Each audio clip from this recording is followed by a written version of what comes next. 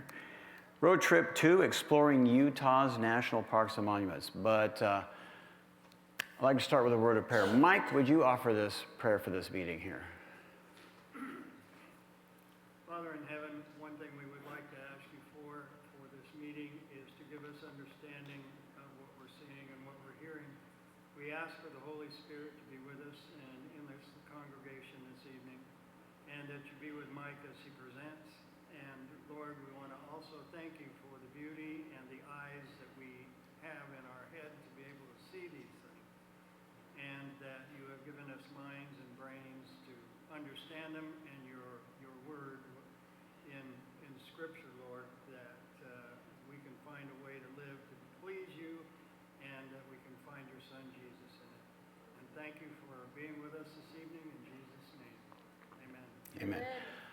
I want to, in closing before we start, thank all of you for your coming back. You've been very faithful and you've been very patient, and we've had a long day, but you're still hanging in there, and it means a lot to me. But I want more than anything to leave you with something that later you could reflect on and think back on and say, yeah, I think I know how I can share that. Yeah, I think I know how I can use that.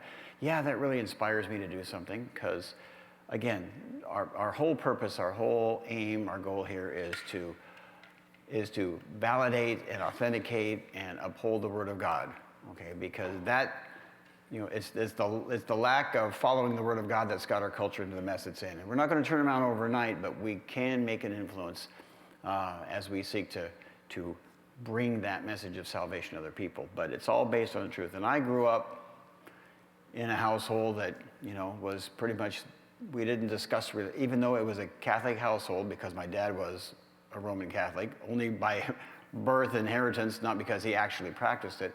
We had one of those red Douay Bibles about this thick in our house, but it never got opened. There was a little spot for it in the corner of the living room. But I had to ask, for a Bible story. There was something when I was little, I don't know, I must have caught just enough of something to say, there was a David and Goliath guy, and there was a Jonah and the fish guy, and there was a Daniel and the lion thing, but there was never any practical application. And when I was 13, I took my confraternity class and I actually served as an altar boy for one day, but I, don't remember much about it, just standing there, And in my spiritual journey, when I first started looking for God, I went back to a Catholic church because that was what I knew. And it was the same thing that I had remembered from like the last time I was there 8 years ago. And I thought, well, there's not much going on here. But I came back the following Sunday, and it was basically a repeat from the last week. And I thought, there's really nothing going on here. I don't know what I'm looking for. But, I've heard this expression, born again. I don't know what that means, but I think I need to find out. And as I put my key in my little Datsun 310 and started driving out of the parking lot, I remember laughing to myself thinking, well, I guess this means I'm going to become a Protestant, whatever that means. And the journey went on from there, and there's just so many details, and if I start getting into one, I'll get on a rabbit trail and we'll never get out of here. So let's get going here on Road Trip 2, National Parks and Monuments, and a few state parks also, from a biblical worldview, of course. Utah is known as the Beehive State, but for me personally, regarding my neighbor to the north, I think it should have been called the Awesome Geology State. I mean, when the LDS decided to take that as an area, it's like, yeah, they didn't get such a bad deal out of it. They got some incredible geology. And it's just, a couple hours north, and I love driving across Utah and everything like that. So what I decided to do for this talk, and by the way, the images you're going to see, a lot of them are going to come from Google Maps or Google Satellite. So to make it in the form of a road trip, here's what we're going to do. We're going to start down here at Natural Bridges National Monument, and then, if this cursor doesn't move too fast on you, it's going to wind itself up and around and up and over and back and down and end up over at Snow Canyon State Park. Okay, I have a video to show with you, so here we go. Hey! Volume. Hello in there! Hey, what's so important? What you got here that's worth living for? Maybe just a little more volume on that.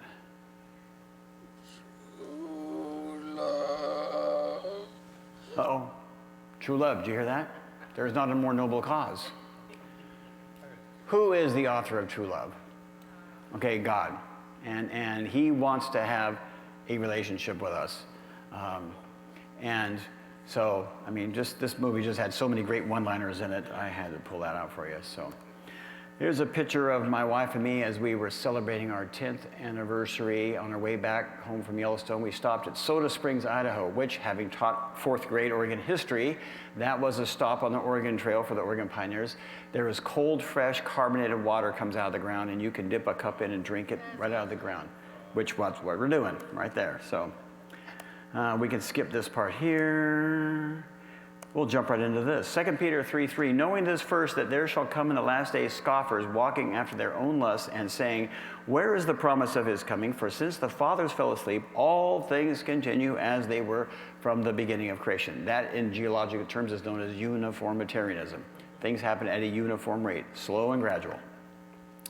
But then it goes on to say this, for this they willingly are ignorant of, that by the word of God the heavens were of old, and the earth standing out of the water and in the water. So they're willingly ignorant of this. They choose to deny the evidence for this event, that the heavens were of old, the earth was standing out of the water and in the water, whereby the world that then was, being overflowed with water, perished. They do not want to accept that there was a worldwide flood. It's funny, maybe, a little bit amusing, sometimes to read some of these articles that come out for this where they're slowly admitting, well, it looks like it was carried here by a current. It must have been a paleo river. Paleo meaning ancient. Well, they don't have any idea where the source of the river was, where the mouth of the river was, where the route of the river was, but they know it was water, but they'll dare not say it was a global flood. Now, sometimes they'll say something like, well, the continent slowly sank and the ocean came in and deposited, and then it went back out and the earth came up. But they have no way of explaining how crustal plates can go down and come up and come down and come up. They don't have a mechanism or model for that, but they would rather come up with that as a storyline than to say, looks like a global flood to me. But the heavens and the earth, which are now by the same word, are kept in store, reserved unto fire against the day of judgment and perdition of ungodly men. It is the same word that they are rejecting, okay? The word of God that says, as there was a flood, there will be a future judgment, okay? And they don't want to have to deal with a future judgment. That means being personally accountable to whom? To God. But they want to live their own life, their own way. They don't want to be accountable to God. So their only option, other than submitting to God, would be to say, I'm going to pretend he doesn't exist. And I'm going to explore the world and do my science, or if they're not a science, they just live their life as though God doesn't exist. And we see more than enough of that in the world today anyway. But evidence for a global catastrophic flood is one of the strongest proofs that A, the Bible's account of history and God's dealings with mankind are trustworthy, and B, therefore, God's promise of a coming judgment upon the earth is certain as well. It's by the same word. And therefore, all mankind is accountable to the Creator and Judge, who has also provided salvation through Jesus Christ. Why is this the strongest? Because everybody encounters geology. Okay, everybody sees rocks, everybody sees mountains. We all see the sky and stuff, but understanding astronomy, unless you have a telescope or whatever, it's kind of hard. And not all of us have a microscope. We can't really study that kind of thing, but we can all see evidence of geology around us. In some places, it's more evident than others. In Utah, it happens to be quite evident. And of course, places in Arizona too, but that's for another time. So what I pulled up here, I found this character here. There's a guy named Ray Troll, and he put together this nice, colorful illustration of the supposed geologic column. That describes all the different basic rock layers, and it starts with Archean, Proterozoic, Cambrian, Ordovician, Silurian, Devonian, that kind of stuff, but it's going all to scale. And off to the right are little tiny numbers that talk about how many millions of years apart these things happened, okay? Now, that's their model. And first of all, and I know Mike knows the answer to this, but I'm going to put it out to you. Can anybody say where in nature the geologic column exists? Nowhere. It exists in textbooks, okay? They put pieces here and pieces there and here, and they try to build this thing up. And to make it all fit, they have to say millions of years, and sometimes there's gaps between there, big, huge gaps. And it's kind of like this is like their template that they use for trying to decide things. But this doesn't really exist anywhere. But I want to show this so we can kind of, bounce back and forth and flash the creation model against the evolution model. So with that, I want to introduce you to this fellow here. His name is Taz Walker. He's with Creation Ministries International in Australia. And he worked as a power plant engineer. He studied geology, and so he's got some really great things in geology. One of the things that he was helped with was this video, Biblical Geology, Properly Understanding the Rocks, featuring Taz Walker. Now, this video is not available anymore through Answers in Genesis. It is available through Creation Ministries International as a download or a stream. You can't get it on DVD anymore, but I have 2 copies on DVD. But what Dr. Walker did years ago was he developed what has been come to know as the biblical geologic model. And other creation geologists have looked at this and said, yeah, this probably is the best thing we've got going as far as a model to explain biblical geology. And I'm going to kind of walk you through this a little bit. So I'm going to step over here, if you don't mind. So we have these basic areas. We have the creation week. It only lasted a week, but during that week, a lot was happening geologically. We have the primordial, which is the water. Then we have the ensuing, which is where God starts to pull, make these separations. The biotic is when derivative, okay, he's making the landforms. Biotic is when he's putting the plants and animals on the planet. Okay, so we have all this happening in the space of a week. Then we have the pre-flood era. Okay, sin has come in the world, but the flood hasn't come yet. So during that pre-flood era, when we go to God's word, we look and we say, well, the Bible doesn't tell us that really much of anything was happening geologically during that time. Okay, so during this time here, we represent it by a narrow band saying that there really wasn't much geologic activity happening.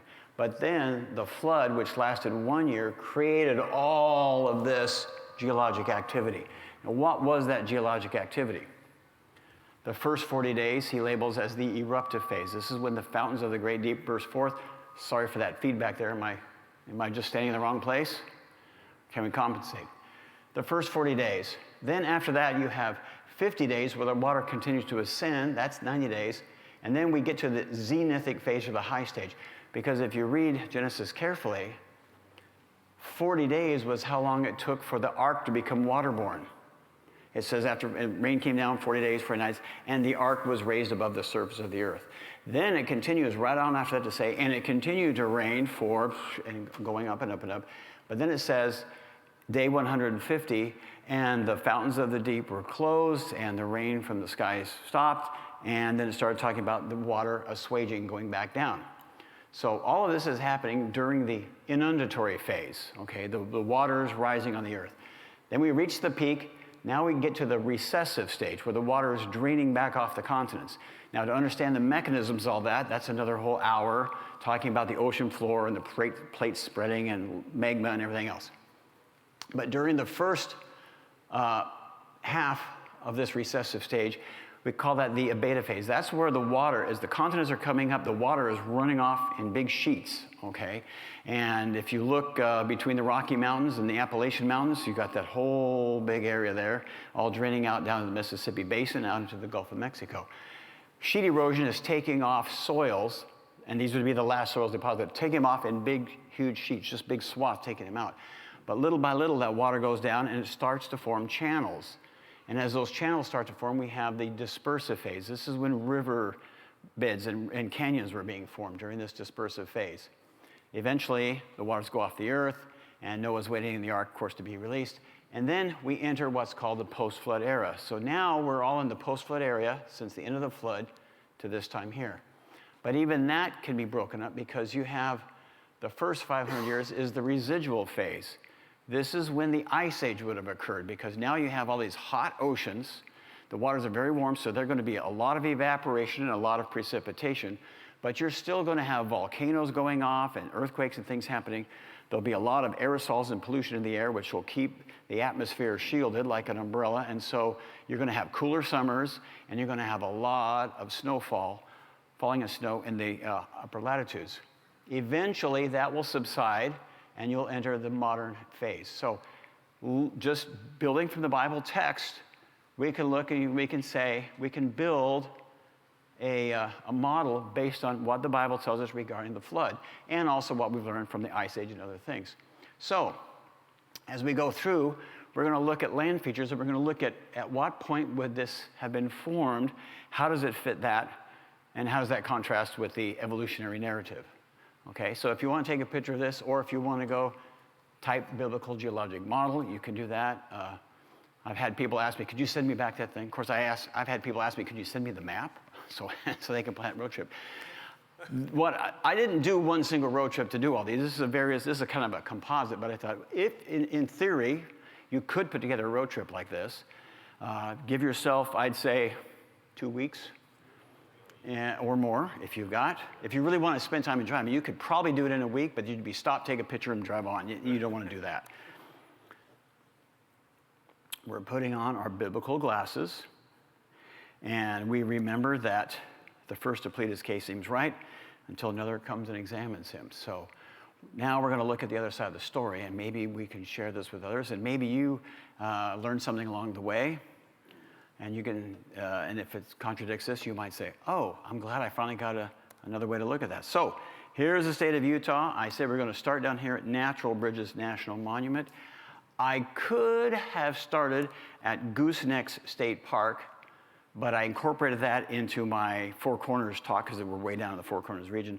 But I'll really kind of quickly tell you that Goosenecks State Park is on the San Juan River. The San Juan River has this real serpentine meandering thing, kind of like Tualatin River, just meandering all around, except the Tualatin River is real slow and hardly even noticeable. The San Juan moves. It's really carrying a lot of current. Well, how do you get a meandering current when it's fast? I mean, we can understand it slow. Well, that's a mystery for them. But we're going to start at Natural Bridges National Monument. My first visit there with my wife was in March. It had snowed the night before. By the time we got there, there was this little tiny, teeny snowman on top of the sign. And so we got in there. And so here's a map. This is the map, the official visitor guide map. You enter from the east and you drive around, and it forms a one-way loop, and you go around, around, around. And there's 3 natural bridges there: Sipapu, Kachina, and Owachamo. And we're going to look at each of these things here. So when you get to the first viewpoint, this is what you see when you're looking at Sipapu Bridge. It's kind of hard to see. We're going to zoom in a little bit. It's right in the center there. Do you see it there now? Okay. Now, when I went there several years ago, the interpretive signs were old and brown, and they were not so good. But they've upgraded the signs recently. I was like, wow, I need to put that new sign on there. Talking about the bridge and giving their explanation of how over millions of years there was an ancient stream bed that kind of came through there, and it only comes through now during flash flood season. Okay, but they said, over millions of years it kind of carved it, and eventually, after going around it, it carved a hole and broke through it. And this is what the old sign said: Cedar Mesa, a 1 million-acre plateau encompassing the monument and surrounding areas, composed of nearly horizontal sedimentary rock layers. During the Permian period, that's way back there, wind-blown sands from the north and west were deposited here as dunes. Don't believe it, folks.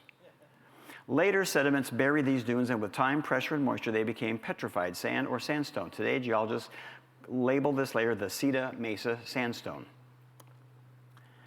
Buried, then tilted and uplifted, the sandstone was slowly exposed by meandering streams, like really slowly, which carried away the overlying sediments. These streams helped carve Sipapu and the other bridges. Now, this is their claim, that these meandering streams slowly carried away the sediments. Now, and they said it was the Permian layer. That was supposedly laid down 299 million years ago. So they're saying that the sediments were laid down 299 million years ago, and then the sediments started eroding after that. If you go to the website, nature.nationalparkservice.gov, geology parks, blah, blah, blah. Okay, this is kind of what they say. So they say it started off as a kind of an oxbow or a gooseneck there, and then it broke through at that one point and came out that way. So here's another view. This natural bridge measures 220 feet tall, and when you get down below, it measures 268 feet wide. You could fit the Capitol building in Washington, D.C., where Congress meets, under this bridge. And maybe if it was there, they would do less damage, but we can't get into that, right? Okay. So, you can't even photograph the whole thing when you're standing on it unless you have a special wide-angle lens, okay? So I'm going to take us to a Google Earth picture here, And I'm going to show you the route of the alleged stream. Now, the stream, like I say, when it monsoons, there is water going through here. But this is what they said was the path. It comes down from the top, works around, and goes this way. So originally, this stream hooked here, and it went around this way and came out and then came down this way. But then they say it broke through, and from that point on, this here was no longer serviced because the water would bypass. But now, here's what you have to consider. If this rock was hard, and if the water in fact broke through, okay, then at the point that it breaks through, you can understand erosion from that point down as the water continues to flow through. The mystery is, how do you explain that? Everything above there should have still been rock, okay? Water doesn't jump up and grab rock and jump back down and continue on, okay? So from the point that it broke through, you can explain that bottom, you have a halfway decent explanation, a maybe halfway plausible explanation for how it broke through this part down. But you've got this 220 feet tall, okay? That little stream, when it comes through in monsoon season, is never 220 feet tall. But if you had a global flood with recessive water coursing through soft sediments, it could easily form the meander and easily break through and then eventually drain down. And that's how you could explain 220-foot tall things. So again, the story falls apart when you really take a closer look at it. Now, the interpretive sign, you saw what it said. I mean, even though they've upgraded the sign, the narrative is still basically the same. But you look at it, you begin to say, I don't think that really explains everything. This, if you were to take a hike through, there's a trail that you can follow around through this, and you can take a hike, you can see, this is known as desert varnish. It's formed by the mineral manganese, which forms this black streaks as it comes down there, and it stains the walls, and it's kind of pretty. Eventually, you come around to the Calcagno Bridge. This is from the viewpoint, looking on the trail, looking out towards the Calcagno Bridge in the middle. I'll zoom in a little bit more, and there you see the bridge. And there is a stream going under that. And here's the old interpretive sign. And here's the new interpretive sign. And it's at the confluence of the White Canyon and the Armstrong Canyon. So there's two creeks that come together right near this point here. And this is what it says. Calcagno Bridge is still being enlarged by the stream's flash floods wear away at the abutments and gravity pulls at loose rocks. That's what they said. And here's the illustration from the website. You can see it at the top, it hooks around, and then later it breaks at the other point, and then the other canyon kind of bypasses. So this is the satellite image again. I'm going to show you the route of the stream bed that currently exists. It comes down this way and around, joins, and then where it says Sipapu Bridge eventually breaks through and bypasses that conduit. Now, remember what it said about streams carrying the debris away? Well, in June of 1992, a 4,000-ton debris pile collapsed at the very corner where that circle is right there. Flash floods are not taking it away. Big pile of rocks still sitting there. Well, that kind of, there's the proof staring them right in the face that monsoon rains do not take away debris piles. None of it's going away. But there's even something more interesting about Calcagno Bridge. This is my wife standing looking at a spot on that little ledge right there. And if you're able to get close enough, you will see a petroglyph. And if you study it carefully, it is a petroglyph believed to be a sauropod dinosaur. I will highlight it for you. Now I'll back it up. As I say, the contrast is always difficult. When you're there in person, it's easier to see. Now, here's what's interesting. Answer the Genesis website, the Calcagno Bridge dinosaur petroglyph. And this article talks about two secular researchers in answer to the challenge, like, what is this thing? Did they see a four-legged dinosaur? What is it? So they went there and they said, as far as we can tell, based on the patina, the oxidation around these things, it looks like it's got to be at least 100 years old. But we don't know what these Indians were smoking when they made this thing. Okay? They can't explain it. But it is interesting. There are no interpretive signs, nothing at all to tell you that this petroglyph exists. You just have to know that it's there from looking at the right sources. But we've been there and photographed it at least twice. I mean, we have been to natural bridges several times. made the hike down there twice. If you continue your hike along, you'll see these layers. Layers probably like little parfaits just laid down all the place. Here's the contact layer between two different sedimentary layers. The dark one on the bottom is straight, flat, knife edge all the way across. Okay, if there were millions of years between those layers, there should be erosion, roots, animal burrows, all kinds of stuff like that. You don't see it. And I won't spend time pointing out the cross bedding because it's not that easy to see at this location here, but you'll see some later where some sand is laid down at this angle and some back down at this angle and some back down at this angle. And, you know, where do you get sand dunes doing that kind of thing? If it looks like it's going one way, it looks like the whole thing is going one way. This is one of the indigenous creatures in the area. Eventually you'll come back around to the backside of Owachamo Bridge. This is what it looks like from the downslope side. This is what it looks like from the upslope side. Now, Owachamo Bridge is 106 feet high and 180 feet across. How much water do you think would have to move through this area to carve out all of that from supposedly solid rock? Okay, it would take more than a fire hose. Okay, it would take a lot of water continuously for a long time if it's going through solid rock. However, remember about recessive and dispersive phase. If you have the floodwaters rushing off the earth and this sediment's still soft, it could breach very easily, and when it's all done, there's no streamer there to continue to go through it. This is the interpretive sign, and look at that picture, if you can see it, of the Milky Way coming through. One of these days, my wife would love to capture that on a picture. I actually found one. This was from a photograph by some guy named Jacob W. Frank, and it's amazing. So here's what the website says as far as their formation, and you know, I mean, it's a fairly plausible story, but it just doesn't fit the evidence when you consider the size of the hole and how much water comes through during the long, slow, gradual uniformitarian process. Because remember, we can only use today's present rates, and they're saying it's, you know, monsoons or maybe snow melt, but you need way more water than you can get during a monsoon, even a heavy monsoon. All right, so when would this formation have been formed? Well, obviously the layers would have been laid down, forming this at the ascending phase of the flood. As the floodwaters are rising and rising, they're laying down the sediments. And then the erosion to create those features would have happened during this dispersive phase. Okay?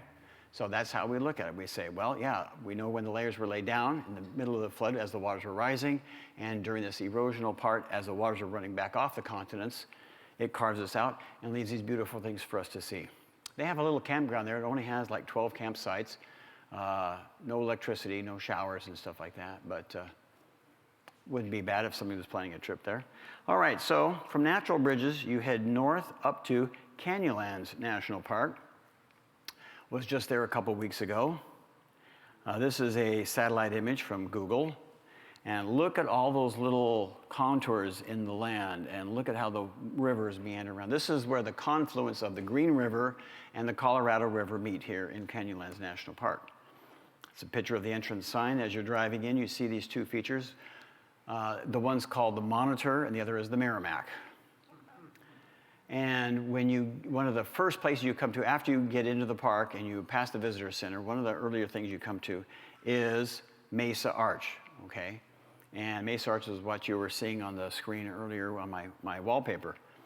Mesa Arch photographs are pretty much always taken from west looking east. And the reason for that is on the backside of Mesa Arch is a severe drop-off going down about 1,200 feet. And they say, nobody is allowed on the arch. Don't get up there, because if you fall, it's going to be a recovery. It's not going to be a rescue. My wife took this picture not too long ago, and you can see behind there the canyons, which we're going to explore in a little bit. I actually captured this photograph last September, coming through in the morning. If you go out to the Green River overlook, you look and you see this. Now, I want to point out some things here to show about how this was formed. First of all, notice on the horizon, there is a flat level, okay, like it was planed off by some big force, making everything flat. Then there's another flat layer below that, and then you have all this other stuff underneath. Now the Green River comes through. The Green River course follows this blue line, as you see here, It goes around. It disappears behind that one little mesa there. Now, the intriguing part are all these little amphitheaters, all these little other parts of the canyon where there is no river, there is no stream, there is no spring or anything like that. We have that one. We have that one, and that one, and that one, and that one, and that one. How were these side canyons formed? Because there's nothing to carve those things out. Well, geologists have been studying this for some time, and they were kind of at a loss. They were trying to say, well, maybe it was a paleo river, okay, maybe some ancient stream, but it's like, where's the evidence for an ancient river? Well, no, we really don't have any, okay? And interesting thing is there's some of these in the Grand Canyon too, but they're very, very evident in canyonlands. Looking out again, you see what it looks like, and there's these little amphitheaters all over the place. So recently, there was a university that said, you know what, let's see if we can't figure this out. And geologists have known about this phenomenon for some time because we see it on much smaller scales when there's local flooding. It's called groundwater sapping. Now, I want you to stop and think about, imagine that you have a sandbox, okay, full of sand, and it's soaking wet, okay? Suppose you knocked out one side of the sandbox, okay? And all this super wet sand, what's going to happen? Well, we know that some sand's going to ooze out, but as the water is coming out of the sand, it's going to be pulling sand out with it. That is called groundwater sapping. So what this university did was they set up a test where they put a bunch of sand and on a slight angle like this, and then they had it slope down a little bit on this side and down farther on this side. So this side was vacant. And over here they had water. There was a screen to keep the sand from washing into the water, but they kept water here to keep the sand moist. And then they just turned it loose and put a camera on it. And I'm going to show you what happens as the camera runs. You'll see the time lapse up above. It's kind of fast. But watch what just the water in the sand is doing as it seeks this lower elevation and takes the lowest route possible. As the water evacuates, it pulls sand out, and it creates little canyons that look very, very similar to the ones in canyonlands. There's no river causing it to happen. It's all of the water saturated in the sand. So think about Noah's flood. All of these sediments are going to be super saturated. Okay, they're going to be full of the sand and the mud and stuff that's there, but they're also going to be full of water. And if they have an opening, like the Green River now has cut an opening, now it has a place where gravity can let that water escape, and as it escapes out of there, it's going to be pulling soil with it. And now they have an actual working, tested model, okay, they've done it in a laboratory, they repeated the experiment several times, they got various results based upon the speed of the water and the angle and stuff like this type of thing, temperature and stuff like that. But that explanation fits the evidence much better than to say, well, it must have been an ancient river, even though we have no evidence of it, okay? Another satellite view, I mean, look at those things. It looks like tree roots or dendrites or something. There's a lot of little side canyons there that don't have anything feeding them, but they're all these beautiful little corners. Grand Canyon has a few similar too. They're called amphitheaters, and it's just these big hollow spots. There's no river going there, but they're all evacuated, and there's no debris at the bottom. Something washed it all out. Something, can you imagine what that might be? Well, and pictures don't do it justice either. Go to the viewpoint there and take a look sometime. So again, in canyonlands, what do we have? Again, the layers were laid down during the ascending phase, and the erosion occurred during the dispersive phase. Next stop, Arches National Park. Now, from April till like September or something like that, you have to go online and pay $2 for a pass to get in. And the pass is timed like hour intervals. They start at 8 in the morning and end at 4 in the afternoon. So if you plan on being up in that area and you want to go to the park, you need to have already purchased a pass so you can try to get there within your time. And if you're a few minutes early or late, they'll let you in anyway. But they have to do it because of the traffic is getting so intense there. There's the sign when you come in. Here's a partial map. Here's the lower part of the southern part of the Arches National Park. When you drive in, you get to see this is the Park Avenue viewpoint. This is the formation. It's called Queen Nefertiti because it looks like an Egyptian headdress. And this is called Grand Avenue. And it says that the arches, these formations here in Arches National Park were formed during the middle of the Jurassic period. Okay, and it's in Entrada sandstone right there, middle of the Jurassic. So if we go back to this thing here, middle of Jurassic would put us at about 160 million years ago. 160 million years. Why haven't all those things eroded down to dust in 160 million years? Okay? Because there are other geologists who specialize in studying erosional rates, and they say that the entire continents on Earth should erode down to sea level in 15 million years. So 15 divided into 160, it's like they should have been gone several times. So you have one branch of geology is in conflict with another branch of geology, and so they probably just don't even talk to each other because they don't want to get into a fight and have it turn ugly. Continue driving in the foreground is the Oregon. In the background, this one here is called the Tower of Babel. Interesting names there. This is called the Fiery Furnace, a lot of little hoodoos and things there. I want to take you up to the upper end of the park where, as we zoom in on satellite image, we're going to zoom in a little bit closer. Notice that there's all these lines, these striations that are running from a northwest to southeasterly angle. They're called fins when you get on top of them. We're getting closer here, zooming in more and more. Right here I have a trapezoid that shows where the location is of landscape arch. Landscape arch measures 290 feet across and 77 feet high. Some people have been thinking for years it's probably the next one to go because it's got that thin little fragile area on top. But in actuality, what happened was wall arch. This was wall arch prior to August 4th, 2008, not that many years ago. During the night, it collapsed, and the next day, they had this. Okay? Now, the most famous arch in Arches National Park is this one here called Delicate Arch, and to scale, that's me.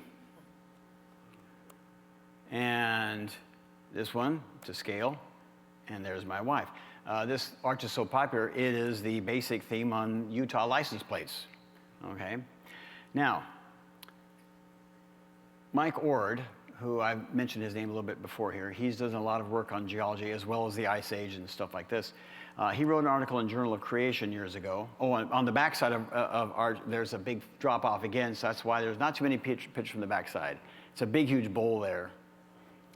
But his article here states this: assumed uniformitarian origin not observed.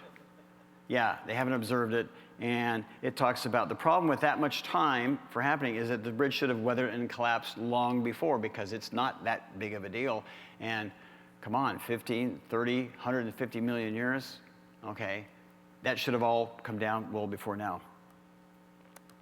And he quotes a guy named Crick, May, and Aiden in this article, and he talks about no one has ever seen an arch formed by this mechanism. Their mechanism is slowly over time, these fins that have, of course, they crack, and then weathering and ice and stuff like this, and expansion, and then it kind of pops the arch out, and it should leave a big pile of debris at the bottom, which there isn't any of that anyway. But they've never seen an arch form. They've only seen them collapse. And he goes on to say in this article, arches would have formed during either the sheet flow or the channelized flow phase of the retreating stage, while natural bridges probably formed during the channelized phase.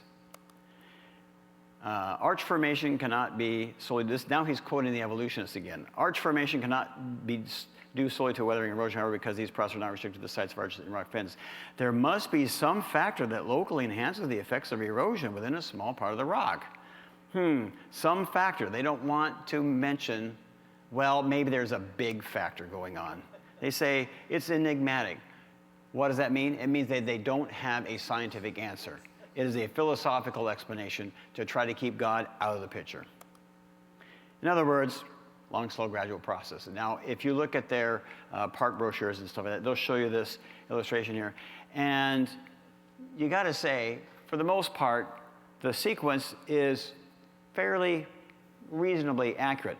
What is off is their time scale and the environmental factors at work, okay?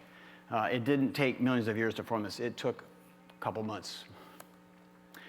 Awesome Science Media. There's a guy who, his name is Kyle Justice. He is an executive director, producer of Awesome Science Media. He's originally from Oregon. He moved back east now, and he produces several great videos. His son, Noah, when he was 12 years old, went with him and accompanied him around filming different geological sites and stuff like this. And they put a series together. And It used to be on individual DVDs, but now they pack it in a pack, and I think it's 12 DVDs. I think you go online and buy them for like 60 bucks for 12 videos. So that comes out to about $5 a video. It's like, you really can't go wrong. They're about 35 to 50 minutes long, depending on the place, but there's all kinds of really good ones. This is Kyle, and these are the videos here with a picture of his son Noah.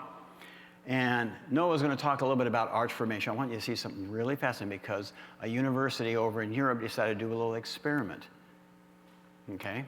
The fact that bridges and arches are not forming today, but have formed at a high rate in the past, would give good motivation for believing in catastrophic processes, such as the global flood as described in the Bible. A recent lab experiment at Charles University in Prague might also give clues for another model of how the arch is formed. In this experiment, scientists submerged a piece of sandstone in water. A weight was put on top of the sandstone. Then, a funny thing happened. The water began to erode the softer parts of the submerged sandstone, but the harder parts of the sandstone stayed, causing an underwater arch to form. This experiment would fit well with the flood model. During the first 150 days of the flood, water would have laid down the sandstones quickly. They would have been saturated with water, while additional sediments were deposited on top of the sandstone. In this model, arches would have formed in these sediment layers. As the floodwaters receded, massive sheet erosion would have taken off the top layers and some of the sandstone underneath, leaving the arches. Because of natural erosion over the past 4,000 years, the arches would have naturally become smaller and fewer, leaving only the 2,000 that we find in the park today. When we use a catastrophic model to build arches, the observations make a lot more sense, rather than the slow and gradual processes proposed by naturalists. Arches National Park, a great testament to the global flood. Even though it was a global destruction, God left some pretty great formations for us to admire today. Science, it's awesome. So, biblical geologic model. Again, the layers would have been laid down during the ascending phase, and they would have been carved out during this dispersive phase. So when you get to the, I said they're fins, and this is what they look like. You can walk on top of them, and then you have to kind of step down, step onto another one. While my wife and I were out there one day, we ran into a couple from Great Britain, and we started talking a little bit. Would you like us to take your picture? Sure, we took their picture, and so there we are on that. This is double arch. There's actually two of them there. And for scale, that's me again. While you're in Moab, Utah, Moab is the closest town there. While you're in Moab, Utah, since this is a road trip, right, I'm recommending you stop at Pasta J's restaurant. They have gluten-free pasta there. They have all kinds of stuff. Pricey a little bit, but it's great food. It's wonderful. And just recently we were there, and we saw there was a new place called Indo Grill. It has Indian food, kind of spicy, but hey, you know, it's you only live once or twice, right? Well, once in this life. Next life, we'll have all kinds of food to experience. Now we're going to swing around. We're going to cut into Colorado, drive north, and cut back over into Dinosaur National Monument Fossil Bone Quarry. When you enter the National Monument, this is what it looks like. And they have this beautiful Stegosaurus dinosaur there. Look familiar, Brad? Okay, yeah. You check in the visitor center. They put you on a little electric tram. They bring you up to this building here where everything is at, you're going to see. But on your way up, you'll notice rock layers, and they're tilted at about a 54-degree angle here. Okay, that's steep. Now, these layers are all laid down. They lay down horizontally, but then earth movements, plate movements, force this thing up into a pretty steep angle. So you walk into this building, and you see this wall here. Now, again, these pictures are not going to do it justice because it just can't, okay? But there's a wall of dinosaur bones, and there are many bones on displays. What the interpretive signs will tell you, if you look carefully enough, because they're not really highlighted, is the fact that it's mixed with marine fossils, notably clams. Okay, clams and dinosaurs. Did the dinosaurs swim out to the ocean, or did the clams walk up over to Utah and they said, this looks like a good place to die? No, they were all brought in catastrophically. So you look at these different wall of bones, some different bones. There's even a couple that they say, hey, go ahead and touch them, you know? Now, let's look at these rock layers here. Okay, now here is a picture of this area here. Look at this area in particular. I'm going to zoom in on here. Ready? Look at how those layers bend like that. And it's a nice graceful curve, but there's a lot of earth movements down there causing these layers to just kind of go all over the place. Layers don't bend if they're hard. They have to be soft and pliable, meaning all of these layers at one time were soft and pliable, and then tectonic forces cause them to rise or sink. Otherwise, like I say, the rocks would shatter. So, ascending phase, that's when most of these things are going to start, during the ascending phase. But in this case, it was probably the beta phase, because we're not talking about channelized actions now. We're still talking about sheet erosion causing these things to happen. Now, while you're in Dinosaur National Monument, you head west, half hour, 40 minutes or so. You come to the town of Vernal. Not a bad little town. It's quite interesting there. If you go to TripAdvisor and you say things to do in Vernal, Dinosaur National Monument will be number 1, but number 2 will be the McConkey Ranch petroglyphs. It's not a national park, it's not a state park, but it's someplace that if you're up there, take the time to visit this place. I've been all over the Southwest and I've seen lots of petroglyph sites, but none come close to this place here. You'd pull up, and it's called the McConkey Ranch, owned and operated by Bar V Bar Enterprises. Petroglyphs open from dawn to dusk. Is honor system. You pull in this little paved parking lot. They say $5 per vehicle. There's a little green ammo box with a chain welded to it, stuck on the table there. You just drop your money in. There's a refrigerator over in the corner. You want a soda? Go put $1 in. Go pull a soda out. You want a souvenir T-shirt? Put $15 in. Go over, take a T-shirt. And they have hats and some other stuff like that. And there's sticky notes all over the wall on the inside of this place where people say, "Wow, it's amazing. It's cool. It's awesome." And they give us a little map there, and you take this little hike on this little. It's like 60 feet tall. It's not very big behind this area. And you get to climb around over these rocks, and you get up close and personal. And I wish you could see these things better. I mean, it's like this, again, the pictures can't do it justice. But you see some of these people petroglyphs here. They're 5 and 6 feet tall, okay? And these big trapezoidal chests and headdresses and things like this. I mean, most petroglyphs you see, they're yay big, whatever. These are big. And you can get like totally up close to them. Look at that one there. There's a couple more. Petroglyphs. So, what about petroglyphs? Well, this would have been a post-flood migratory event. So this would have happened here somewhere between the residual and modern phase. Could have happened during the Ice Age or shortly afterwards. Depends on how long it took people to get all the way down to Utah, okay? It's like I say, it's vernal areas. It's a nice lush area, and there's a lot of agriculture there and stuff like this. And but it's quite a ways from an airport. So closest town to Vernal, well, anyway, Vernal does have an airport there, and they have a Walmart, and they've got all kinds of other good stuff. So you could survive there quite handsomely. And there is a Seventh-day Adventist church in town, the last I checked. Let's move down around the road to Goblin Valley State Park. All right, Goblin Valley State Park is noted for its hoodoos. You say, hoodoo, what exactly is it? We have a hoodoo butte on Sandy Am Pass. These hoodoos are very interesting. They look like mushrooms, rock mushrooms growing everywhere all over this valley here. And they say it's from the Entrada sandstone, which they say is between 140 and 170 million years ago. Is there a problem with that idea? Well, yeah, we talked about the erosion rates earlier. So accounting for all the variables, they say, as fast as 50 at the most, and everything should be eroded down. So, we just, kind of hard to handle. Now, I knew about this kind of accidentally, but when I was there the first time, I said, this place reminds me of someplace. And then I figured out what it was.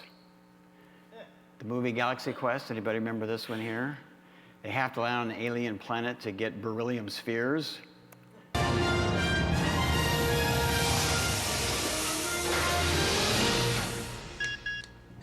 don't open that! It's an alien planet! Is there air? You don't know!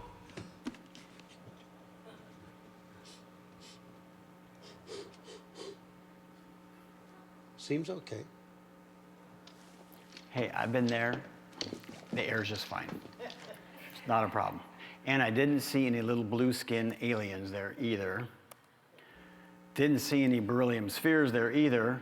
Didn't see any rock monsters there either, but the formations are really interesting there. So as you look at the signs as you weigh in, it says that this was once seafront property. So these people are willing to be a little more generous. They say, well, at one time this was the Pacific coast, and this is the shoreline, and it was the ocean waves that created these little things here. It's like, and what mechanism do you have to submerge the continent that far down that you can get the Pacific Ocean to come this many miles in and then not leave any other catastrophic traces?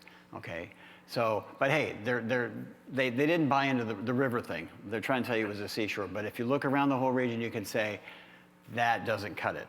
But see, they don't have to account for everything else. They're just trying to make an explanation for this place here. Lay down during the ascending, and somewhere I put it between the abative and dispersive phases because it wasn't cutting a lot of channels, but it was certainly making all these little mushroomy things. As you drive out, you see just a few more just to kind of entertain you there. Look at the beautiful scenery in the background there and several campsites. Interesting place. All right, moving down the highway. Now this is State Scenic Byway. Well, we haven't got there quite there yet. We'll get there next. This is Capitol Reef National Park's the next place we're coming to.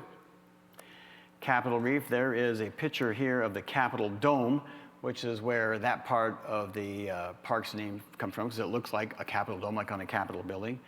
But they also call it Capitol Reef because the reef part comes from this area here. This is called the Water Pocket Fold.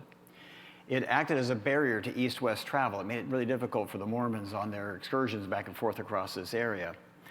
And it looks like a reef, and it kind of, like a reef impedes ocean travel, this kind of impeded water travel. It's what's called a monocline, and it is the largest monocline in North America.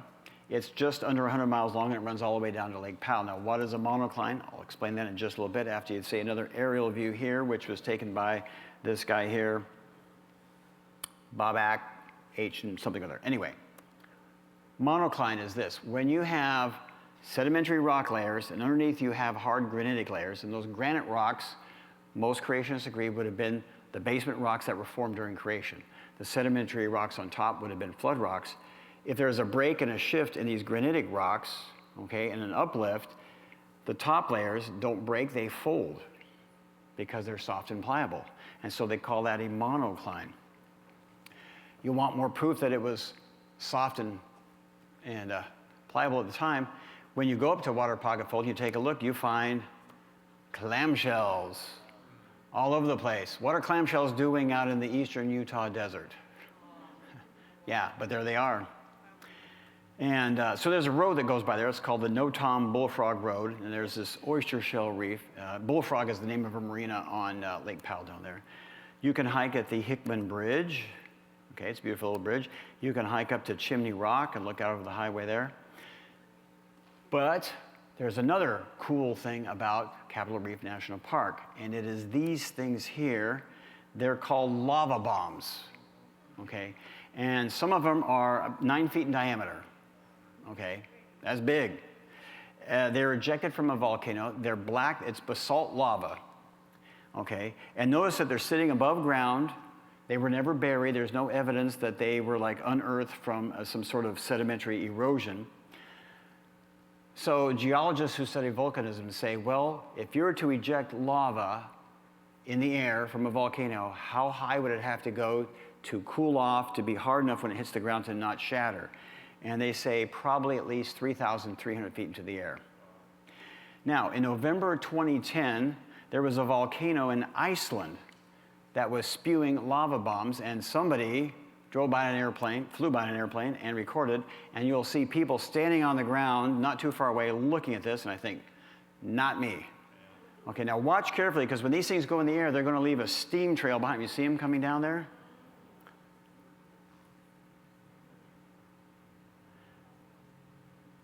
Continuing to come down. And these guys just stand thinking, this is fun. I'd be thinking, where's the car? I'm out of here. There's more going up into the atmosphere and raining down. So lava bombs do happen. We see them in nature. We see them other places. There's also some in western Arizona along the old Route 66 near the town of Topic, not too far outside of Needles, California. If you're driving, they're not very big. Some of the ones here are much bigger. And there are the goofballs out there watching the volcano. I guess in Iceland, you know, what else is there to do some days, you know? So, but there you go. So, the marine deposits, okay, were laid down during the ascending phase. Those soft folded layers, okay, were the residual, the zenithic phase. During the zenith is when they were folded. And then the canyon formation and this other stuff would have happened during this residual dispersive phase, or the lava bombs would have been during the residual phase. So we really got action going on in each of these different phases. It was like a pretty rockin' and rollin' place, if I'm allowed to use that term here. Okay, it was a violent place, okay, violent place. Not habitable for camping. Now, this puts you on State Scenic Byway 24, and it is awesome. It was the last area to be cataloged by the U.S. Geological Service in the 1970s because it was so remote. There were just like Jeep trails back there because there were little Mormon farming communities back there, essentially, and they would take their stuff to market and things, and so eventually they got roads in there, and eventually the area was mapped, but so it's quite remote. But on our way to the Escalante Petrified Forest State Park, to get there you have to drive across something called the Hogback. And this guy is called the Flip-Flop Wanderer, and he had a drone, and he had it set up to follow his car. His car had some sort of a sensor or transmitter, and he programmed the drone to follow along with him. When I was first there, it was just 2 lanes only with a small shoulder, and so many people were stopping to take pictures that they built these shoulder things, these turnouts. But it's basically a 1,200-foot drop-off on this side and a 1,200-foot drop-off on that side. You see how it spins around? That's what it looks like. And of course, I'm in the driver's seat, and I'm driving. My wife's, oh, look at that, look at that. I'm like, nope. I'll just keep my eye on the road. Thank you very much. So, cool experience to get you there. Anyway, you enter the grand staircase into Escalante National Monument, and you come to the town of Escalante, and there's this Petrified Forest State Park. Now, in Arizona, we have Petrified Forest National Park, and it has beautiful multicolored pieces of petrified wood, but they're kind of like off the trail, and you really can't touch them, and you're like that. You can get up close to them, you can take pictures of them. But here, in this place, the trail just goes right through a forest of these things, and you have to step over them and clamber over them and stuff like this, and they're just kind of laying out there, and they've got all these beautiful colors. Eventually, you follow the trail, it takes you down to this hanging valley, which explaining hanging valleys I'll get to in a little while when we get over to Zion National Park, but you can see them all right there, and I mean, look at some of these things here. Just amazing. I found this at a rock shop, and I thought this was good. I needed to incorporate this. So where do these colors from petrified wood come from? Well, certain colors come from certain minerals. Red comes from iron, orange sometimes comes from iron, yellow too, and even tan and pink and purple, but white is a natural quartz, blue comes from copper, black comes from carbon or manganese, gray comes from manganese, green comes from copper. It says yellow comes from iron, but yellow also can come from uranium. Do you know when they mine uranium, what they call it? Yellow cake. Okay. So yeah, so uranium is one of the elements that can make yellow colors in petrified wood. So, biblical geologic model. Sedimentary deposits were laid down during the ascending. The petrification process would have started during the zenithic phase when those logs were being buried and that heavily silicated, saturated water is pressing into these things because they're being buried, and so that stuff is really driving in. And then the exposure would have come later during the dispersive phase of the flood. All right? Moving down here to Kodachrome Basin State Park. I'll be visiting there in 2 weeks to do some nighttime photography. Kodachrome Basin State Park, another very cool place. It's noted for its sandstone pipes or chimneys. These rock layers are mostly grayish in color. Some of them are a little pinkish, but most of them are gray in colors. But the rock area around them is predominantly all pinkish reddish. And so, and there's over 60 of them in the park. There's over 100 of them in southern Utah. The tallest one of these is 172 feet tall, and the biggest one is 53 feet across. But here's the fun thing, is the material that they come from is from the layer below the red layer that they're on right now. Okay, something happened to cause a fissure to open up, and these things squirted up like toothpaste, like this, okay? While the red rock was still around them, okay, because of the compression, they were a little more tightly packed, so they solidified in place, and then as the floodwaters were running off, it eroded everything around them and left all these beautiful pipes. Here's some more.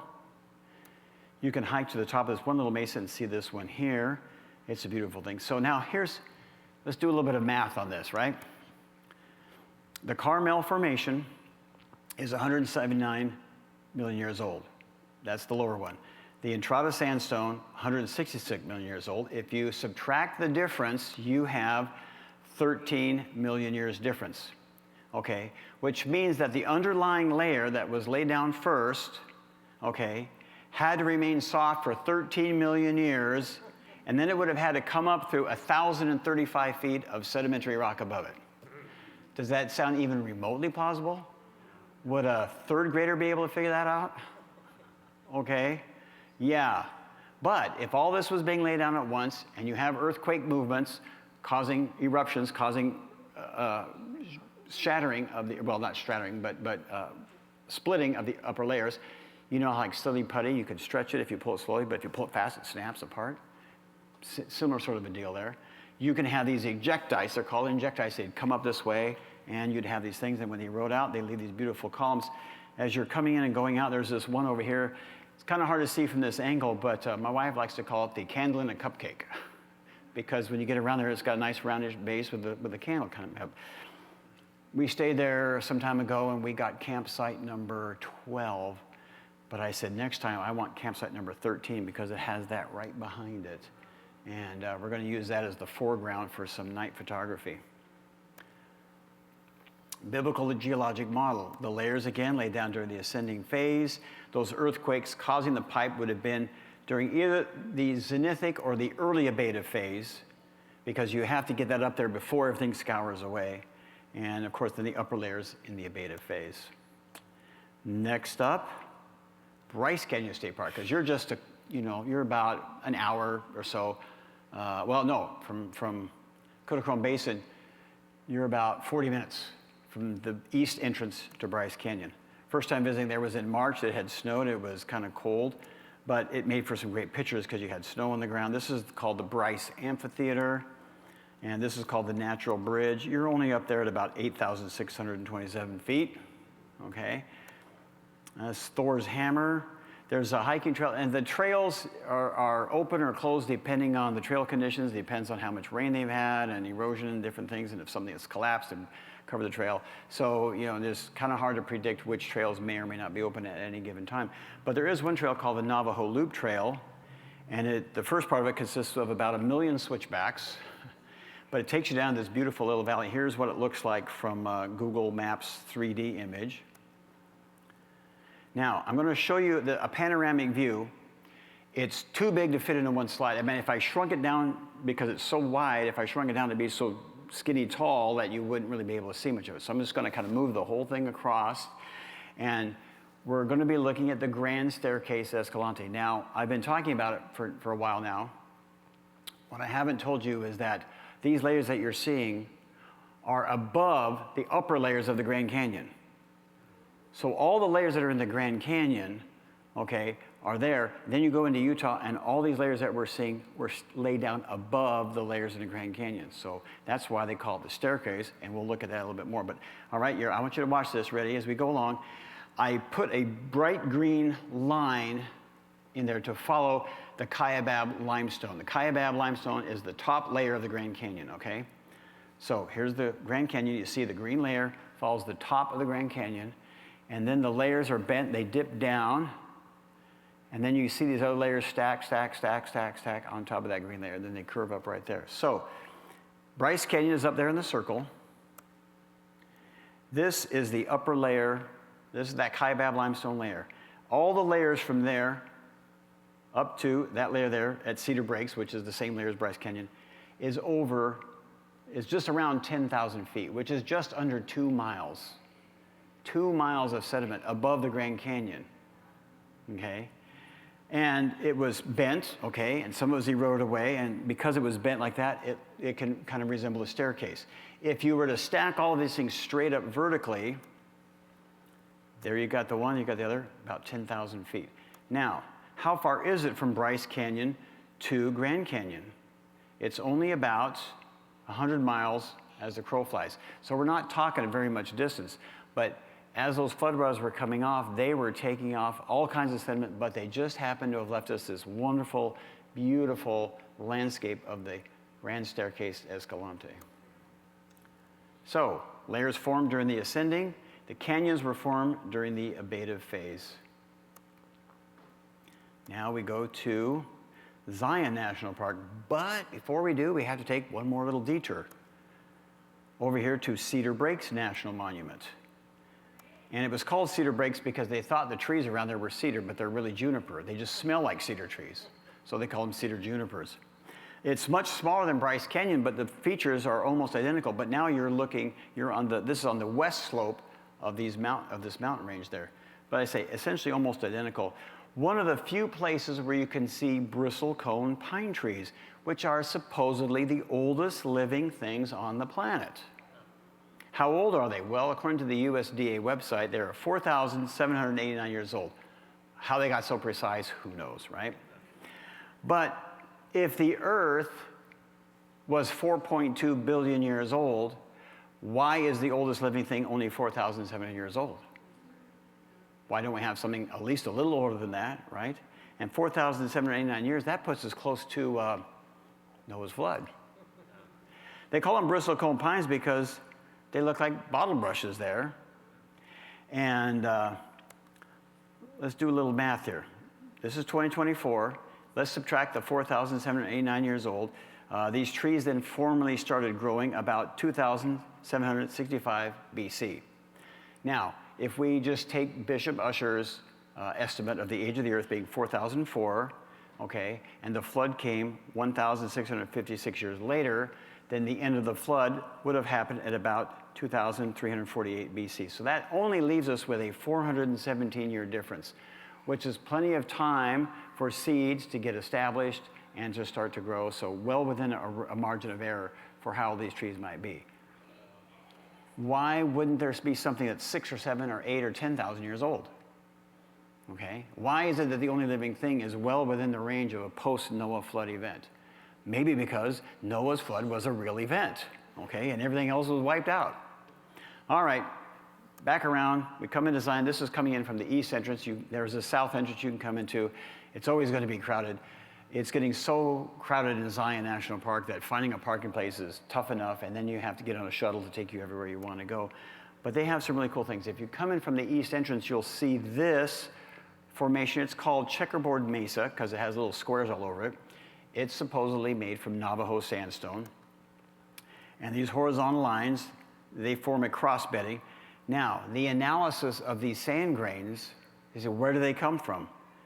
The best that even secular geologists say, it must have come from the northern Appalachian Mountains across the country.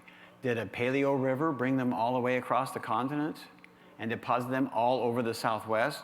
No, catastrophic flood is the only reasonable, sensible answer. So you enter from the east side, you come to this tunnel. They kind of have to run them through one at a time just because of crowding. I mean, when it was built, little Model A's could go through there, but nowadays, yeah, not so much. There's the map, shows where the tunnel is. Now you enter the tunnel and you drive along, and eventually there are a couple of windows that you can look out and see stuff like this. From the outside, they look like this and this. Eventually, you do come into the park proper, and you see this here. This is called the West Temple and the Altar of Sacrifice. They named it that because the red makes it look like blood staining the side there.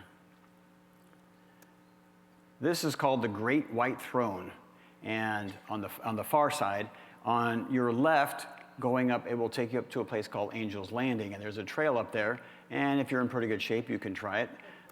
We walked part way up, and we got to this spot right here, and we took a little break. There was another couple we met, also from Great Britain, and they offered to take our picture. We took their picture.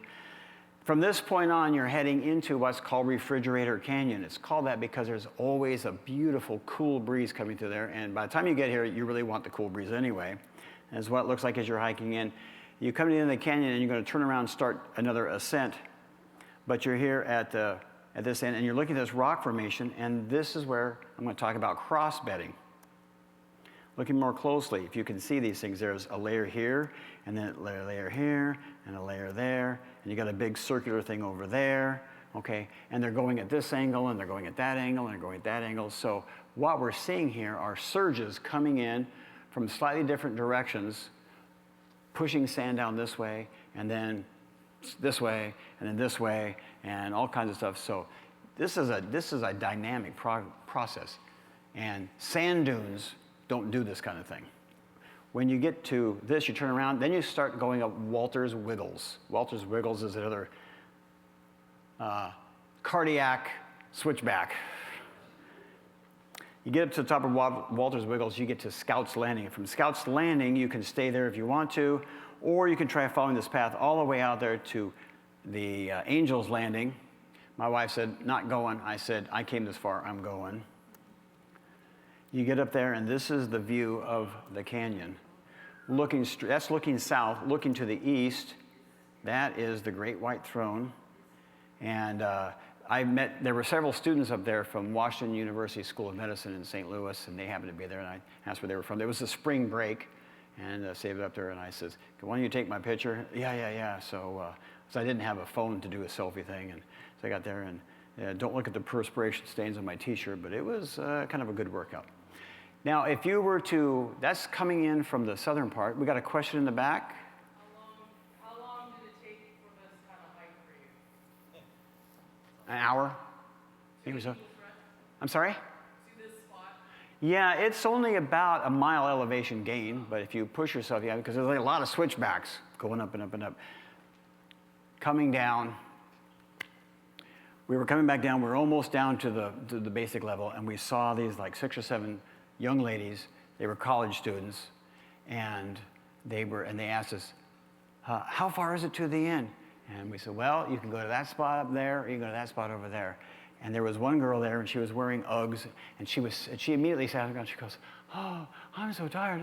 And her friends were looking at her like, I'm sorry we ever brought you along, because you're not cut out for this hike. And I don't know whatever happened to them, but it was just kind of like, hey, listen, we're like 3 times your age, and you don't think you can do it? It's like, I didn't feel so bad, you know?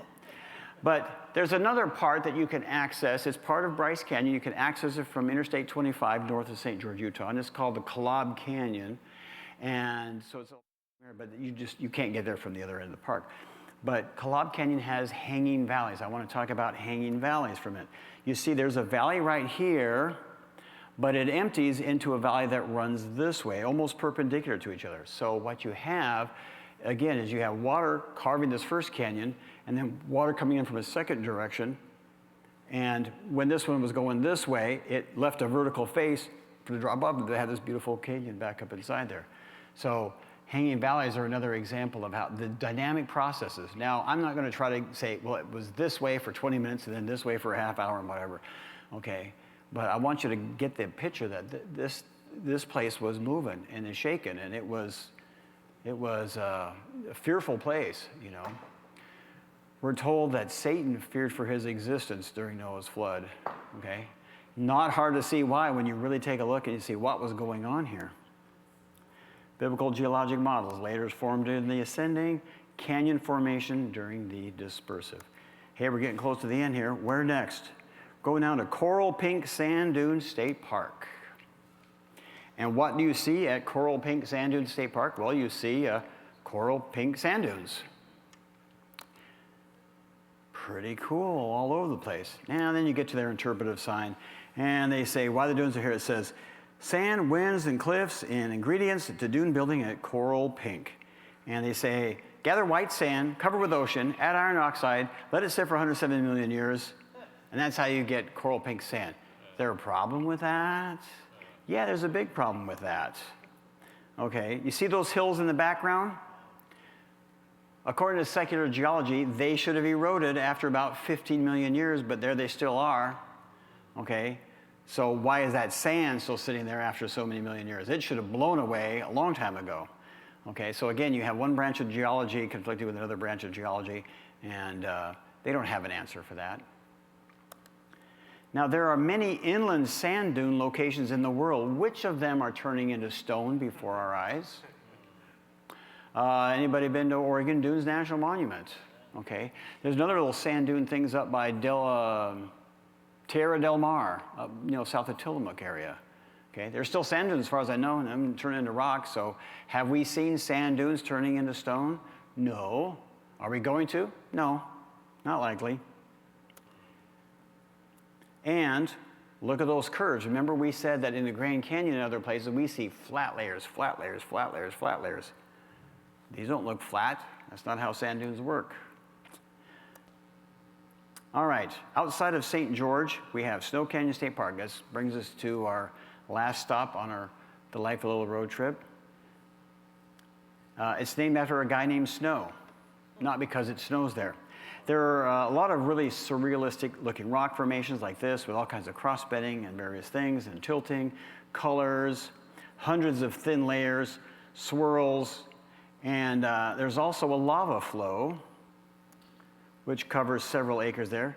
It's on the top, there's no layers above it, so you can tell that this kind of came after everything else was going on, which reminds us that even after the flood ended, there were still a lot of tectonic activity happening. There were still volcanoes going off. There were still things spewing. There were still all kinds of stuff going on for many decades. Well, where you have lava, you have sometimes lava tubes, okay? Lava caves. Lava caves. Now, let's go back a little bit to Zion National Park. Remember I talked to you about checkerboard mesa and this beautiful checkerboard pattern? Well, Snow Canyon has the same thing, only inverted, okay? They call it the Snow Canyon Amphitheater. It's the same kind of checkerboard patterns in a bowl shape. Isn't that just a little bit interesting?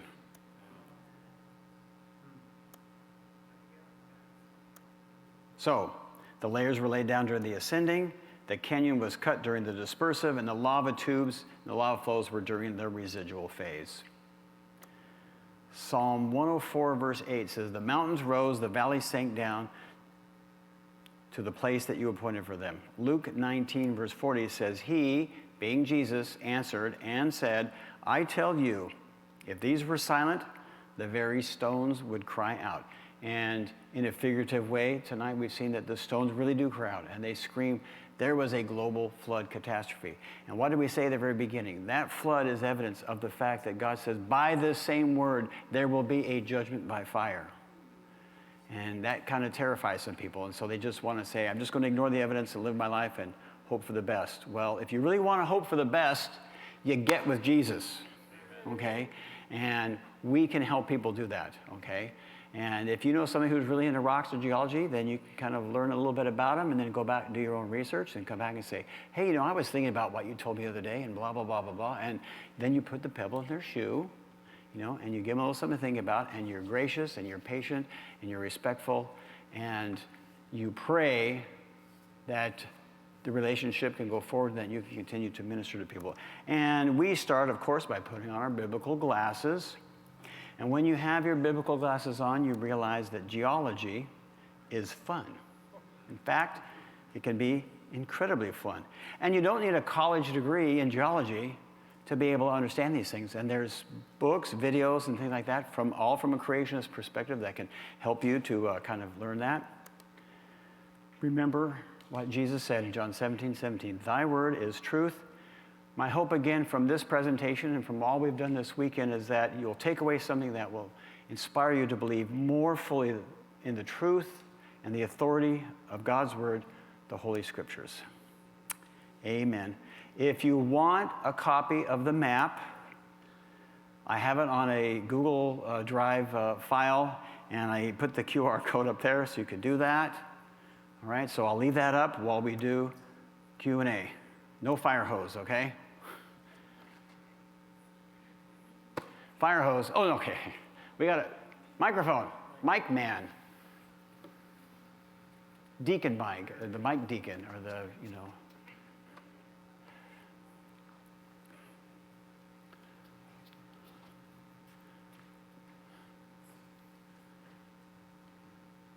The layers that you've found with dinosaur bones, have you found human bones also? Where did the humans go? There is a place down outside of Tuba City, Arizona. I put up my other road trip talk, where there are dinosaur footprints. And I was there one time talking to a Navajo lady, and I said, yeah, I heard that there was like human footprints around here too. You know anything about that? And she says, well, actually, she says, I was raised at the base of that mesa over there, like about a mile or so away. And she says, there are some human footprints over there, but we don't want to tell people about it because we don't want people going back there and hanging around our backyard type of thing, basically. I said, okay, well, thanks for sharing that. So there's several different reasons, or at least speculations, why we don't find human fossils, okay? And I'll just share briefly what one of them is, one of the ones that I tend to favor the most. Humans, when you've been ignoring Noah for 100 and some odd years, and you've got water around your ankles, and you're thinking, oh, good grief, I got to come up with a plan. And you're going to start scurrying, and you're going to start heading up to a high spot. And maybe along the way, you're going to think, maybe I'll find a log and lash myself to a log, and I'll try, or maybe build a raft or something like that type of thing. You're going to be trying to get away from that. You don't want to be just like, okay, I'm just going to lay down and play dead, you know, because Noah was right and I was wrong. So these people are going to try to get away. So most of the human population is going to try to avoid being buried by the flood as long as they can. But when they do get buried, it'll be in those last layers that are laid down, which will be the first ones scoured off during that recessive phase. So those layers that they would have been buried in, had they been buried, they would have been scoured out to sea and they would have decomposed. And what was God's purpose for bringing the flood? It was to destroy man from the earth. So it wasn't his plan to leave a bunch of skeletons for us. He just said that the judgment that you can see is evidence enough. We don't need to find human carcasses. That's my interpretation of how I understand the evidence. So, and there's, you know, other variations on that, but I mean, that suits me, so I stick with that one. So, in the back? Yeah? Are we good? Hello. Oh. There you go. So you said in a previous presentation, there's a good chunk of creationists and introduced. It seems quite a bit. What would it take for all of them, or I don't even know, to sort of, at all of these state parks and such, with all those information signs that say interpretive signs? Yeah, interpretive sign, thank you. To start changing the narrative, because it seems like there's more people who would be like, yeah, that's, you know, it would resonate. What would it take to do something like that overhaul? It would take a complete overhaul of the bureaucracy. Okay, that's the first thing. Probably not likely to happen.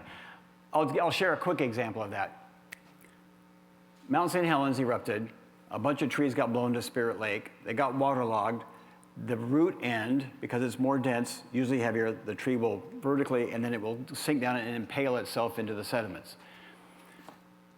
In Yellowstone National Park, up in the Lamar Valley, there's this hill where they call Specimen Ridge. And for many years, there's a bunch of vertical petrified trees up there. And for many years, the park interpretive sign said, over millions of years, the forest grew, and then it was buried by volcanic ash. And another one grew, and it was buried, and another one grew, it was buried 27 times. Okay, and there were the interpretive signs and saying, and they had trails and going up to the thing. Mount St. Helens happens, and a few decades later, they began to see this phenomena, and creationists started questioning these signs and the national park things about that. Eventually, the national park in Yellowstone took down every interpretive sign that said anything about Specimen Ridge. Now, it just says Specimen Ridge Trailhead, and then it says at the parking lot, you cross the street and it says Specimen. That's it. And if you drive a couple miles down the road, there's another trail coming up the backside, and it just says trail. Okay? What happened was they got so tired of trying to explain this away in the context of observable evidence that at Mount St. Helens, this is what happened, and you're saying millions of years and whatnot. They just took the signs down, and then they just are mum about it. But Master Books publishes what's called the True North guidebooks. and they have 3 of them. One's for Yellowstone and Grand Teton, one's for Bryce and Zion, and one's for Yosemite and something else. Anyway, if you have a chance, they're hardback, they're full color. You got a nice hard spiral binding, and then one page will open and it will flip out to a double thing, so you get this big panorama, and everything there is explained by that. So it's called the True North series. So if you're looking for guidebooks, they're great. I sell them every year. I remind people these make great Christmas gifts and great tour guide gifts. You could take one of those to, oh, the other one's Grand Canyon. You could take those to any one of those national parks, completely ignore their interpretive signs, use that as your guidebook and take it around, and you'll see everything from a creationist biblical perspective. Great stuff. They cost about $15 to $18 a piece, and then you got shipping and handling. Amazon might have some too. You might be able to get them that way, but I know Master Books is with the publisher that they produce them. So.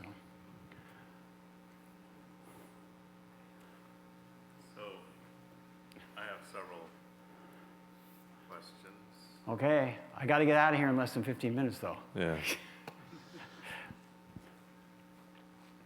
So as we noted earlier about the geological column that's typically taught in school is actually non-existent in nature. However, that's the time period that people use in using these layers to denote time.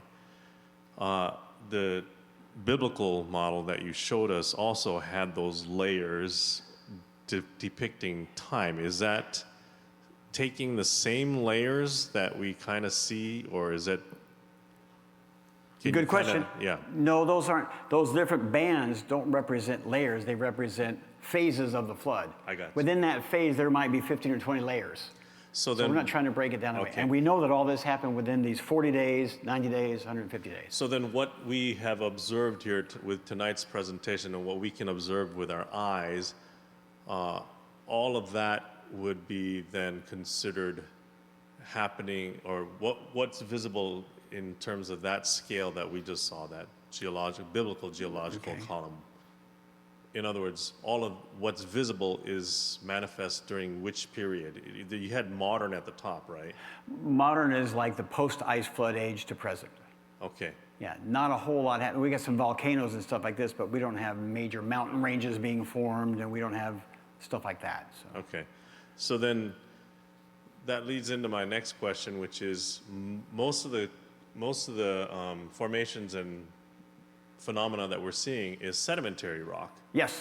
So how in the world are scientists getting around the fact that you really can't date wet sand? No. You have to date like wood fragments that you find this in. Then you have to do a carbon dating, okay? Or you can find maybe some mineral there that you say, okay, well, how old is this rock because it's radioactive and it's decomposing. But again, I have a whole talk on the fallacies of radiometric dating and the age of the Earth and stuff like that. But radiometric dating has 3 built-in assumptions to it. One of them is you have to assume you knew the original content, the original parent element, and the daughter element that it decayed into. You have to assume there has been no transfer from water or anything else in the meantime. And then the third thing is you have to assume that that decay rate has been constant for 2.5 million years or whatever. Okay. And they can't prove any of those things. There are just 3 basic assumptions. So if you're off on any one of them, do you remember Rick said to Sydney that you can hold a rock in your hand that hasn't even existed yet. Right. They found that in Mount St. Helens lava. So then it is true that pure sedimentary rock you can't date. There's no way possible. No. Right. Okay. So then when you have these formations that are definitely laid down with turbidites, you're familiar with that, right? Yeah, underwater earthquakes And then that shake all that stuff up. Right. Yeah. And I've seen actual models and it actually shows how that layering actually happens Yeah. underwater, and Yeah, then it's it cool. dries out. But underneath that, we're talking about a base granite layer. Right. Are you familiar with Robert Gentry's? Yes. Okay. And the Do you whole- have and the anything to say about his Polonium halos? Yes. That would take us into another 20 minutes or so, whatever, and I just didn't want to pack too much into something like that. Okay. But but the polonium halos show, and one of the things that they show, the halos show a rapid breakdown of polonium which could not have happened over millions of years. It happens to happen quickly. So these granite rocks had to form quickly to form these radio halos. There's something else that they find, and these zircons, these zirconium crystals in there. They have radioactivity in them, and they break down, but they give off helium nuclei as a result. And helium is a very small and slippery molecule. So if this thing broke down 200 million years ago, all of the helium that was a byproduct produced from the radioactive decay should have escaped. But when they go into these zircon crystals, they find they're still packed with helium. So they said, how can you have so much radioactive decay and yet still have the helium trapped inside? And they say, that brings the whole idea of the rate being the same at the time. Perhaps during the flood, one of the things God could have done is done an acceleration type of thing. I mean, there's all kinds of things that now we're getting into speculation. But just the fact that the residual helium doesn't match the age of the radioactive decay throws that whole thing out. Okay, the whole thing becomes invalid because they can't justify both of those things at the same time. Does anybody still need the map or the QR code thing here? Okay, I'm going to escape out of there. Any more questions? One there and one there. I don't know which one was first, so I'll let you pick. Okay, I want to know, when can we listen to your testimony? What, you want to hear about my testimony? You have to invite me back. It's going to take a whole sermon and a little bit of time after that as well. Maybe 2 sermons if you really want to do it that way. I'm sorry? Oh, do I have a recording of it? I got to think about it. Haven't given it for a while. I had a recording of it way back when, but it wasn't very good quality. So I need to do another one sometime and make sure that it's being recorded. But I did. We have unofficially invited him back in end of February, beginning of March. I would have to double check. I think the Casa Grande Church had it. I know I'm going to be giving it in Camp Verde this weekend, but their video thing is like they have the camera on me and you get to see the bottom half of the screen and that's it. So it's kind of not so good. But, and I'm not sure about the video. I don't know if they put it on video at the Casa Grande Church or not. But Mike will remind me. He'll pester me with an email saying, hey, did you ever find that thing? And I'll get back to him and I'll say yay or nay. And then, okay, you got a homework assignment. La Tarea. I have a question. Since we see this Utah and Arizona, all this layout of the surface, it's because this area not covered with the wood or trees compared with the eastern part of the USA. So do you think if the eastern part, there's also buried all this interesting geological phenomena that we can use as a creation story if we get rid of all the trees? It's more than just the trees. It's the way the rock layers formed. The Appalachian Mountains started forming while the flood was still going on. And that's why those sand grains then were able to be eroded out. And that's why the Appalachians are much lower. Then you have the Rockies being formed, and they're really high, and they form a natural barrier east-west. And so just the topography of the geology caused different processes to happen. In Oregon here, we had all these, they were called Columbia River basalts, and that's a whole thing where there's all of these volcanic caps over here. If all that volcanic cap could have been removed, you'd be able to see the layers here, much like you see them there, but different processes happening up here in the Northwest. But you guys have the Lake Missoula flood, and I advise people to study the Lake Missoula flood because that was a pretty awesome event. A lot smaller than Noah's flood, but it left the same kind of evidence that Noah's flood did, so. I've got one. Please. And then yours will be the last. Basically, it's a statement.